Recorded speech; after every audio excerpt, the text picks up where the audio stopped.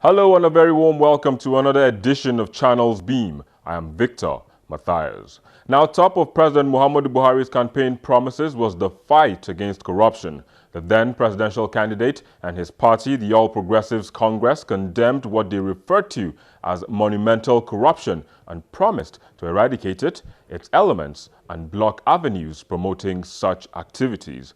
Today on the program, we will be finding out how far the president has gone in his anti-corruption crusade.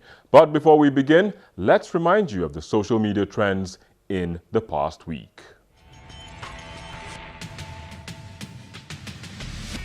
Husband of multiple award-winning musician Tiwa Savage took to his Instagram page to express his displeasure over certain things in their marriage. The singer, however, replied and made counter-accusations to the accusations her husband, T-Bills, made.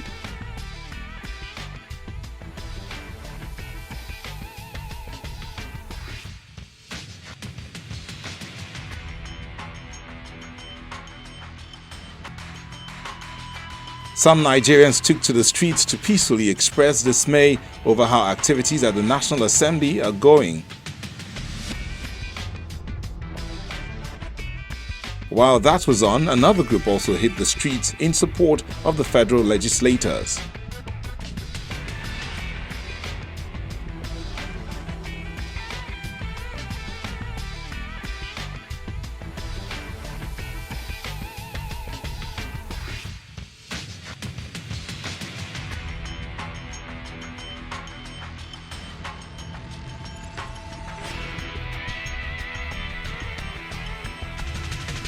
Well, there you go, mixed reactions in the past week, but back to the business of the day. Let's begin our conversation with our online contributors.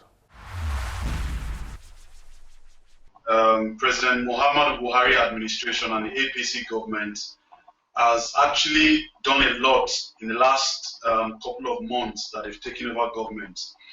If you consider some of the restructuring that has happened at the NNPC, for example, you would see that the APC and President Buhari and Muhammadu Buhari are very serious about blocking all the leakages that, we've experienced in the last couple of years, specifically in the last 5 years, where the carnage and destruction that went on at the NNPC was unchecked.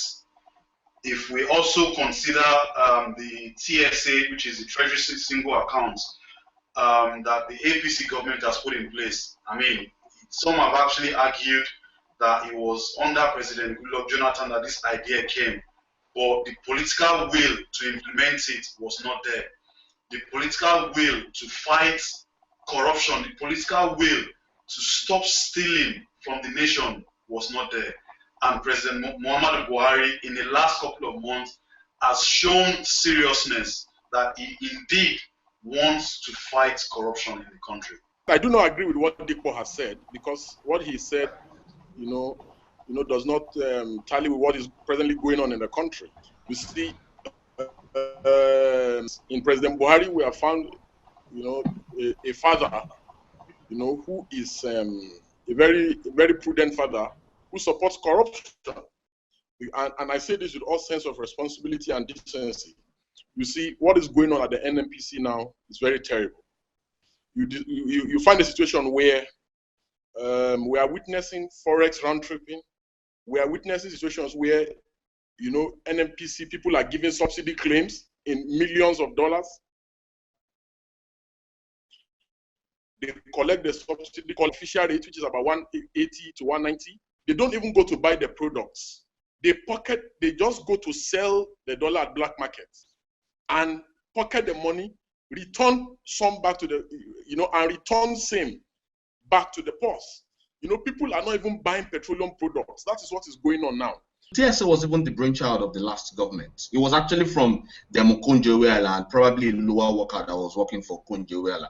I know a bit of a story, but definitely I can't talk about the TV. So the TSA is not even the brainchild of this government. That's one. Then the second part is bulk of the corruption fight, like I said, which Ogbeni Dikpo is in line with. To me, it's just the result of the propaganda that we get to see in the media, where they get sort of fight corruption based on people's emotions and reaction. But when you look at it from the very intellectual angle, you discover that we're heading towards doom, not that there's no recovery. Because at this point in Goodluck's government, I keep telling people, when you look back at Goodluck's government had an economic agenda which was clear. You understand? Forget the corruption allegations and a whole lot of other things, because a lot of it, as if they're struggling to prove a whole lot of things. We had macroeconomic stability to an extent. People paid attention to us. Investors were excited about Nigeria. You understand? And the funny thing is, analysts, one way or the other, give positive recommendations, except certain periods where propaganda gets to slide in. You understand? And when you look at the figures too, going back to what is dished out around corruption, a lot of it don't add up. Because in an economy where you're saying people steal as much as 30–40% of the budget, then what is the sense in that? How is that very possible? You understand? So looking at a whole lot of allegations, things don't add up. But coming back to the crisis we're in now, I think we're heading towards doom, and it's quite sad that we're not acknowledging that. All right, just suspend your thoughts for a minute. We'll take a quick break and I'll be back shortly. Please join us again.